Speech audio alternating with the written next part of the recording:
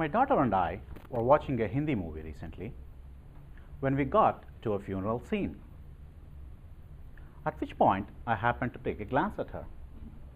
She seemed perplexed. "Are you okay, Sparsha?" I asked. "Dad, why are they all wearing white? Not black, but white," she exclaimed. "Eureka!" I jumped up in joy. Fully clothed, of course. She was even more perplexed now. I explained it to her that it's a cultural thing in India to wear white to a funeral, and that she had just given me an idea on what to talk about for my speech here today. Fellow Toastmasters and our esteemed guests, what country's culture can I talk about than the incredible, the mystic, the culturally diverse India? By the way, in India, it's considered inauspicious to start something with a reference to a funeral. There goes my chance of winning this contest. But still, I would like to start with our names. Contrary to perception, our names are very easy to go with, for they are very phonetic. Just spell each letter of our names, and there you have it. We do not have the concept of silent letters, so please do not let go of any. You will give our names a whole different meaning. For example, my name is Murali. Murali means flute, and Dhara is one who wears it. That's Lord Krishna from the Indian mythology. In California, though, where there's a strong Spanish influence, they would let go of my letter D, and they would call me Murali Hara, which would mean Murali the loser. From being a lord to a loser. So please. Also, it's customary in India to name their kids after their gods.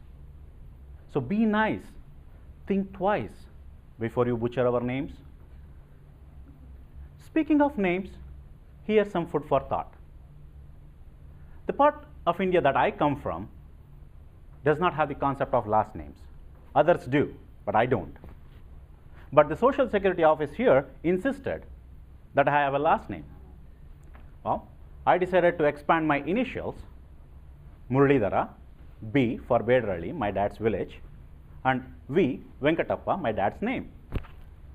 And I did the same with my kids. And I think this is a better way of tracing our ancestors. Don't you think so? My son is Samarth Muralidhara. He is Samarth, and Muralidhara is his dad. I am Muralidhara, and Venkatappa is my dad. As against having a common last name. You could have many with the same name in town. If you ask me, it gives a whole new meaning to the phrase, "Who's your daddy?" Doesn't it? Well, I see some head nods there. How many of you here have gone insane trying to decipher what that Indian head nod means? No, really. We like to help you out, but we can't promise you, so we go, yes. You have seen an yes, you have seen a no, no. But let me introduce you to a third authentic Indian head nod, the okay nod. Can we get this done by Friday? Okay. Can we get a move on? Okay. Well, okay. I'm used to being an American now, so it's tough. But the reason behind this is that we Indians are so kind that we can't get to say no. So that's why we came up with a compromise. Neither a yes or a no will do. We said, okay. Which brings me to our issue of pronunciation. You probably have caught me with some pronunciation issues so far already. But I think this has to do with the fact that we speak multiple languages back home. I was conversing with a colleague of mine once, and we were discussing about our hobbies and interests. I happened to mention that I like horse riding. She burst into laughing hysterically. I was wondering why. I believe it had to do with my pronunciation. What I said was, I like horse riding. What she understood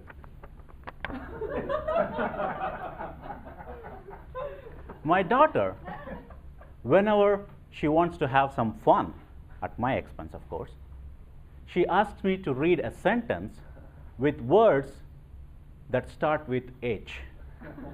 She cracks up every single time. Cesar Chavez said, in order to preserve one's own culture does not require contempt or disrespect for other cultures. Respect, accept other cultures, imbibe the good things from the other cultures, and spread the good from yours. What I discussed here today will not change the world, but it sure is a start to make this world a better place. Mr. Contest Chair.